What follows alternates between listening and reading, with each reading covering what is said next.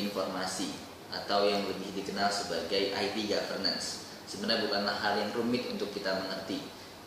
Jadi di sini akan saya bahas apa itu tata kelola teknologi informasi, lalu kedua kenapa sebuah organisasi perlu tata kelola teknologi informasi, dan bagaimana cara membuat tata kelola teknologi informasi.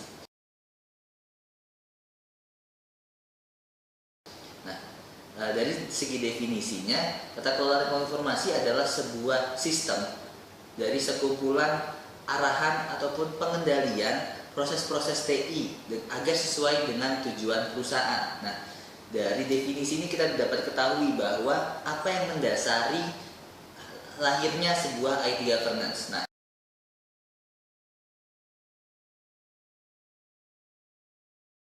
lahirnya sebuah IT governance itu adalah penyesuaian terhadap kebijakan-kebijakan yang ada.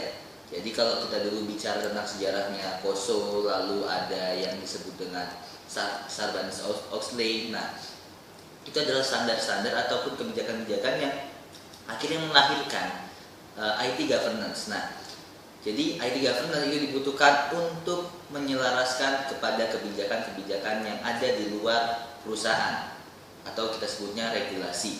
Nah, lalu yang kedua adalah sebut dengan mitigasi risiko.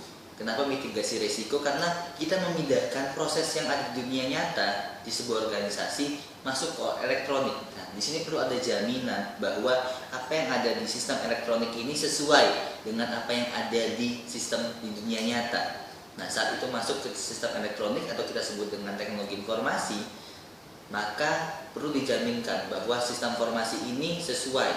Seperti itu. Nah, penyesuaian itu, penjaminan itu kita lakukan melalui IT governance. Nah, lalu yang ketiga adalah menjaminkan kepada perusahaan terhadap investasi mereka untuk menggunakan teknologi informasi. Jadi saat semua organisasi, semua perusahaan percaya bahwa IT itu dibutuhkan, apakah itu dari internal mereka ataupun dari paksaan dari luar, bahwa mereka menggunakan itu, mengeluarkan uang untuk menggunakan IT itu sudah tepat. Makanya perlu ada satu internal audit yang memastikan bahwa IT-nya sesuai dengan tujuan perusahaan.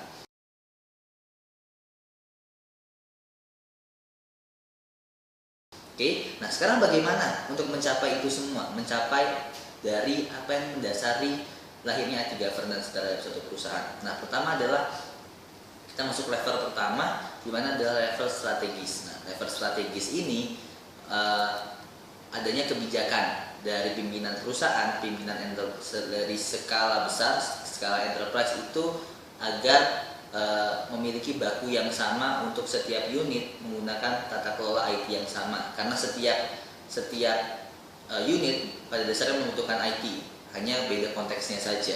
Lalu kita masuk ke yang level kedua atau level taktis. Di level taktis ini, di mana semua pimpinan unit itu menyesuaikan standar-standar yang ada untuk pekerjaan mereka, untuk proses-proses bisnis mereka terhadap IT. Misalnya kalau dia adalah satu bagian pelayanan, maka mereka butuh ITIL.